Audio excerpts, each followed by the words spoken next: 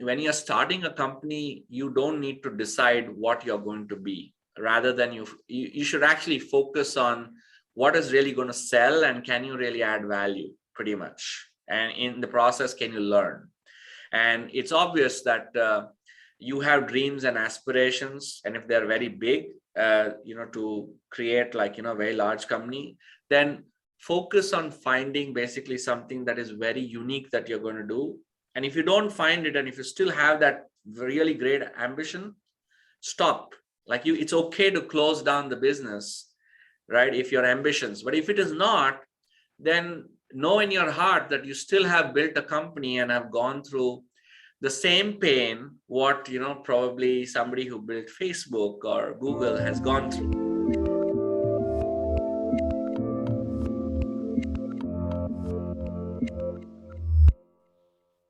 Hey everyone, this is Devin Miller here with another episode of The Inventive Journey. I'm your host, Devin Miller, the serial entrepreneur that's grown several startups into 7- and 8-figure businesses, as well as the founder and CEO of Miller IP Law, where he helps startups and small businesses with their patents and trademarks. If you ever need help with yours, just go to strategymeeting.com, and we're always here to help. Now, today we have another great guest on the podcast, Nikhil Joshi. And Nikhil was born in India and has a background in industrial engineering. Started off in that industry and started a company right out of college. I think that was about 15 years ago. And decided they wanted to grow, so grew a team, and then eventually moved to the U.S. as part of that growth. The business model is heavily service-based and made it a bit harder to sell, so moved more to a product model instead of a service model, and that has been able to increase a bit of the revenue and also a bit of the direction. And then Nikhil has moved back and forth, I think, a bit himself between the U.S. and India. And I think he's now in the U.S., but he could correct me where I'm wrong. But by necessitation of how the company has grown and evolved. So with that much as an introduction, welcome on the podcast. Thank you. Thank you so much for having me. Absolutely. So now I've taken a much longer journey and condensed it into a 30-second version. So let's unpack that just a bit. So with that, tell us a little bit how the journey got started in India for you, and getting your background in industrial engineering. So I think I was in my final year of industrial engineering, and I think there was an interview for a job that I'd applied for, and it was a sales job. They asked me all technical questions, and it kind of didn't feel right. So I said, hey, maybe I need to do industrial engineering myself. And we just said, let's start a company. So back then it was a classmate and mine. We said, just let's be contract industrial engineers. And that's how the whole idea grew. And we spoke to some of our professors, some of our friends, and nobody was really taking the entrepreneur route. So everybody told us nice things on our face, but I'm pretty sure everybody's saying like, these guys have gone mad. So that's how we started. And I think pretty much in the first few months, we realized that we had no experience. So we kind of didn't know what we were doing, but that sort of pushed us even hard to get back to, going deep in terms of what we could do, how we could work, and what services we could provide. And we kind of looked at the industry more with an eye of implementation rather than the eye of what we probably studied back in college. And that's how it all started, Devin. That's definitely interesting. Now, one question to kind of follow up on that is, when you're getting, it sounds like, and correct me if I'm wrong, when you basically graduated from school and said, hey, we want to start a business, we think we can do it, and we're going to get going, was that, in retrospect, I'll back it up just a bit. So when I graduated from law school, I thought that would have sounded interesting, and yet I would have been worried that I didn't have quite enough expertise or experience or mentorship or kind of seeing what others are to make that leap directly. So was it more of just, hey, we're going to figure this out along the way. We really want to do a startup and do our own thing. We don't want to work for someone else. Or is it more of just, hey, what else is out there doesn't interest us in the work field, we're going to do it? Or kind of what made you decide just kind of from, hey, we're going to get a degree and we're going to dive right into doing our own business? It was a bit of both, and primarily the latter that you mentioned, that hey, we're not really seeing what's out there in the market might be good, like, or what I personally wanted to do. But also the idea was not very big, right? Like if you see today's startups, the unicorns, the funding, there's a, excuse me, there's a lot of process that is attached to starting up a company. And back then, we didn't have any of that. And our idea was pretty much small, to say that, hey, I just hope we can take what we know technically to multiple manufacturing companies, rather than just, being in one environment day in, day out. That kind of maybe sounded boring to us, and we just didn't want to be bored. Maybe that was all up to it. And I think when you're 22, you don't think too much. You say, let's try and see. Worst case, you'll get back to whatever it is that everybody's doing. And today, when I reflect back, I think the ability to take risks that time was more about how much willpower you pretty much had.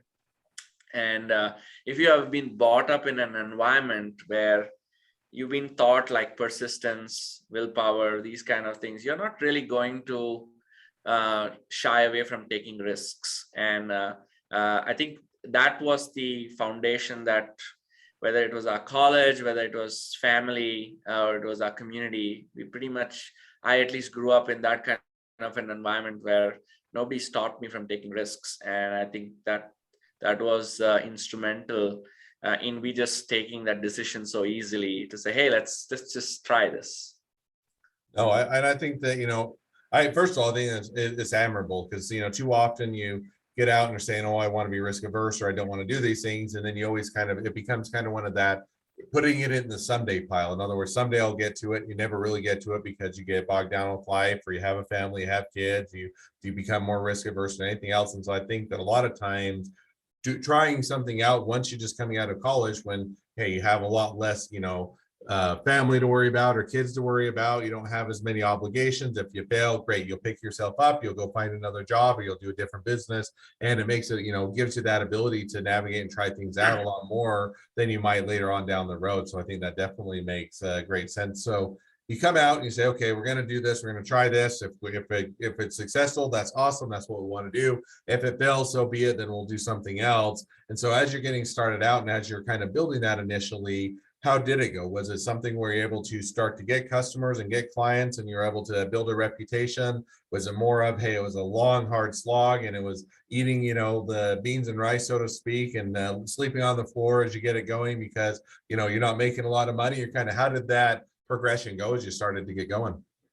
Yeah, I remember this story or this incident, which happened with me in the first 2 weeks of the business, because that really shaped as to how I had to start thinking about the company, right? So I made a few calls, and finally somebody gave me an appointment. They made me sit outside like for an hour. And then finally they called me in, and like he was almost lost that, hey, why are you here? And I sort of gave him our company brochure, and he heard me for like 10 minutes, and they said, how old are you, my son? And that whole response like kind of startled me, because he was not really taking me as a professional. We just thought I'm some kid who just walked in and was trying to do something. That actually taught us a lot, or at least personally taught me a lot, that, hey, I need to go more prepared. So those early days, like I used to even like keep like a French beard just to look a little old, just because, manufacturing is primarily basically a lot of very seasoned, experienced people were there at that time. As we see a lot of youngsters now, taking to manufacturing. So long story short, in the first 3 or 4 months, our attitude was pretty much that, hey, we'll do whatever it is. All we knew was that we need to be in that manufacturing environment because those are our customers. and the more we could basically spend time in those environment, we would learn. And with that attitude, when we went, people basically said that, hey, we don't have that thing that you're offering, but we're looking for somebody to do this something else, but we are not finding anybody. Do you know? I said, we'll do it for you. So it kind of started off like that, and that sort of at least paid our bills in the first few months. But we did not lose focus from what we wanted to do. So I think it took about 6 months where we really landed our first deal, which was like our core services product that we wanted to offer. And that kind of got us going from there. So, but we did not, the only midnight oil that we were burning was on learning. So I would, if I'm doing 6-7 hours or 8 hours of, let's say, either building a website or talking to customers or working on a project or trying to basically garner clients, which is your day-to-day recurring execution stuff, I was almost spending 8-9 hours reading, studying, getting back to my books, trying to really make sense of whatever I'd learned and how do I put it into application, given the fact that I started the company with zero industry experience. Also, we started SNIC Solutions pretty much bootstrapped. I took some money. My dad gave me some money, and he said, "Don't ask again." He did say that you don't need to worry about the house for 3 years. So that was like a little bit of cushion that he gave, but which allowed me that whatever we earned from the business, we got an opportunity to invest back in the business. So those were some good opportunities that we got, which allowed us to focus purely on learning and growing the business and remain focused. No, I think that definitely makes sense and sounds like an exciting journey along the way. Now, help me, because I know we talked a little bit as we were before the podcast and talking a little bit about your journey, but there was a bit of a couple things, a pivot and transition as things were growing to between being located in India versus being located in the US. And there was also a bit of a pivot or adjustment from services to products. So kind of how did that fit into your journey, and kind of how did that go, or what necessitated that, and how did that go? That's a great question. Devin, what happened was that when we started the company, we pretty much just wanted to be industrial engineers. And essentially, when we started, the only way we could start off, with a low cost investment was, just offer services, because it's pretty much our time that we are offering. But as we started doing, one of the understanding that we got was that it's too time consuming. And also, if we need to have some sort of a scalability, you just can't basically have service models with human capital. Also from the industry side, like what was the need of the hour for manufacturing was that things were becoming more and more complex in manufacturing for our customers. If you see today, right, like you want to go and buy a shirt, 20 years ago, your options were limited, but today, right from the fabric to the color to the customization, that whole customization for manufacturing has just made doing manufacturing more and more complex. So our customers were expecting us to be fast. They were expecting us to be efficient. And that's where we kind of said that, hey, what does our customer need? And that kind of was the thumb rule that allowed us to, make pivots in life, or in the last 15 years that we have made. And our first pivot pretty much came in the first year, where the customer said that, look, when I budgeted the whole project, I said, we'll need 1.5 years to do that. And they said, we don't have 1.5 years, you got 3 months. And that kind of inspired us to say, okay, how do we leverage technology? And we started getting into reselling software. But as we started going, about 3 years into the business, we realized that there's some really complex problems to solve in manufacturing. And that kind of don't need just like plug and play software, like how we just use Windows, Excel, or PowerPoint. We can just buy the license and start using it. You kind of need more like platforms, and then you understand the customer's requirement and sort of kind of implement to their needs. And so that the business model there is more of a system integration business model. It's still a services model, but it requires a good amount of technical expertise to deliver what the customer is looking for. So that was our first pivot. And then as we started getting more experience, and I sort of moved from being more of a hands-on person to having a team, we had other problems to or challenges to tackle, to say, how do we keep the knowledge? How do we make sure that we can do more of these? And that kind of speared us into that, hey, we're using basically somebody else's platform, we're giving these services, it's all fine, but companies are looking to do more of this. And that's where we started pivoting to product, to say that what is the intellectual property that we could build which just crashes the service time. If we are taking today 6 months, can we do this in 4 months, or later can we do it in 3 months? So that kind of led to the next level of pivot, to say that, hey, we need to have some intellectual property. Fast forward today to 2021, especially for post-COVID, the challenge that is there, like if you must have been seeing in the news, right, about all the supply chain issues, etc. So the industry is pretty much fragmented in some people really needing some things very fast, and some people don't mind waiting, even if it is for a year. And with that kind of case, we are now going to another pivot where it's pretty much hybrid in nature, where we would have intellectual property, but we would also have to give services. And some of them who have capacity in the hand, they would just choose to just do it themselves. Given all this, it allowed us to say, hey, we probably now need to take the next level of pivot, to say that we need to decide on a business model that now works for us for the next 10 years. And that's how now we are pivoting to say that, how do we productize more of what we know, so that the customer has the option to choose what they want, rather than we telling them that this is how you need to work with us. And that's how the pivots have been, more from a technical side.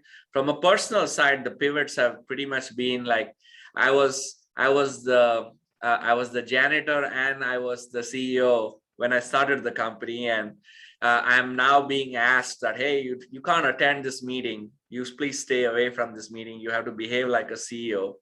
It's kind of tough for someone like me, who is like just being around, being so hands-on, but I think that's the learning and the pivot that as a small business entrepreneur, I would give my 2 cents to any other business entrepreneur who is trying to scale or who's trying to grow his company, that you need to basically let things go, if you need to grow. No, and I think that maybe we'll leave that one as just the one piece of advice, and we'll circle back to that when we do the one of the questions at the end, and we'll kind of, as a perfect transition or segue, kind of hit on those now, because I think that brings us really up to speed, and an interesting journey, interesting how to how things progress, and how products and services progress, and locations and that all evolve as the business grows, and as you have to adjust things to grow with the business. So with that, let's go ahead and we can jump right now to the questions I ask at the end of each episode. So the first question I'm going to ask is, along your journey, what was the worst business decision you ever made, and what'd you learn from it? One of the worst business decisions that I made was more initial in my journey, where there was a point in time where we got like a couple of large projects, and then we said, we are not going to invest in a team, we'll just do this by ourselves. And we didn't try to create an organization. We were thinking more that, if I am one person, I'll just have like two or three other people just like me who would do the work. And we didn't think of the entire thing more as an organization to de-skill, have a junior engineer, have somebody senior overlook, have somebody project manage. And those projects just overnight became tough, because that's the kind of an organization and a setup that it needed for us to do those projects, as well as scale as a company. And I think that was one of the worst decisions that I took, because I was thinking more like a doer and not like a manager or a leader. And it actually put us back like a few years in terms of where we could have been today. And I would No, say that that's one of the worst things that happened in the past to me. no, and I think that that's an easy mistake to make, and the one that we often do. And I've made it with some of my businesses, because one is, you always tell yourself, well, one, I can save money and I'll get it done myself, or two, I can get this done quicker than it would take to train someone else or bring someone else on. And what you end up doing is hampering the business, because now you're putting your time and effort on the things that you could reasonably offload, or other people could do or could assist with, and you're not able to focus on other aspects of the business where you can really drive that value. So I think that it's one where it's a natural, hey, having to step back and say, how can I add the most value to the business, and where is my time best spent? And then you're going to have to bring people on to offset or to do those other things that maybe your time isn't best spent doing. So I think that that's both a mistake that's certainly understandable, and one that is a great takeaway. Yeah. Second question was asked, which is what you kind of already touched on, but maybe or we can dive in just a bit deeper, which is, if you're going to talking to somebody that's just getting into a startup or a small business, what would be the one piece of advice you'd give them? One of the things I've always like, a lot of people write to me on LinkedIn. They say, hey, fantastic story, etc. And then the moment I tell them that, look, it's we are still a small business after 15 years, and their instant reaction is, why are you still small? Why are you not like a unicorn, etc.? And everybody who's starting a startup is kind of in the mode that they really want to build a very, very large business. And I always tell them that you can build a large business if there's that much kind of demand, and if you've hit on something like which nobody else is doing. But the entire business community is not made of that. If you see, the largest business community is made of small business entrepreneurs, much like me and many others. So one of the advices that I always give to people who talk to me and reach out to me is that when you're starting a company, you don't need to decide what you're going to be. Rather than you should actually focus on what is really going to sell, and can you really add value, pretty much. And in the process, can you learn? And it's obvious that you have dreams and aspirations, and if they're very big, to create like a very large company, then focus on finding basically something that is very unique that you're going to do. And if you don't find it, and if you still have that really great ambition, stop. Like it's okay to close down the business, right, if your ambitions. But if it is not, then know in your heart that you still have built a company and have gone through the same pain what probably somebody who built Facebook or Google has gone through. There's no difference. So that's one thing I would say. And the other thing that I can share from my personal experience is one of our customers CEO had told me at a very early stage during my journey of entrepreneurship. I think this was the first 3 years of our business, and one of them said that, Nikhil, my fear is that you started the business and you're going to probably quit in 3 years and go and join a job. And another one basically told me was that take care of your business, because 90% of the businesses fail because of bad financial management.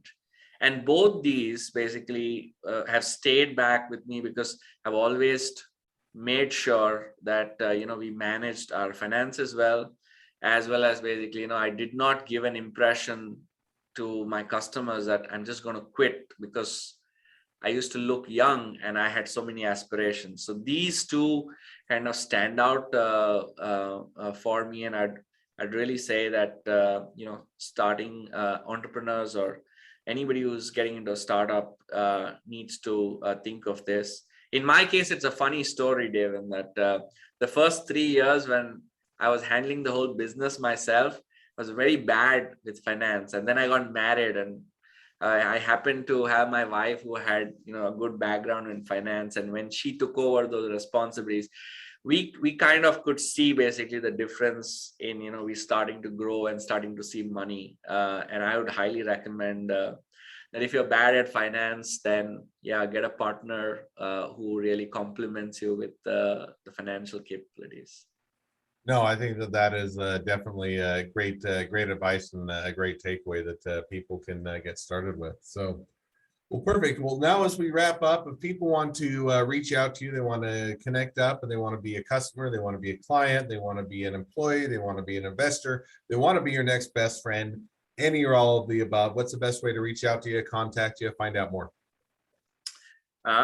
Anyway, our company is SNIC Solutions. I'm available on LinkedIn with my LinkedIn details being linkedin.com/Nikhil K Joshi, as well as you could email me just with nikhil.joshi@snicsolutions.com if anybody is looking for any advice or any questions. And I'm very active on Quora to answer questions, especially related to industrial engineering, just for the larger community, or even basically on startups or entrepreneurship.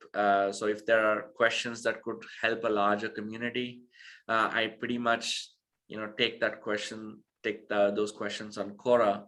But this is where if they're customers, I don't know, a better thing rather than to reach out to me is better to write to sales@snicsolutions.com. Given the stage we are at, my VP of business developments are going to tell me that, Nikhil, you're not taking those sales calls. So that would be nice that if they could reach out with their inquiries at sales@snicsolutions.com.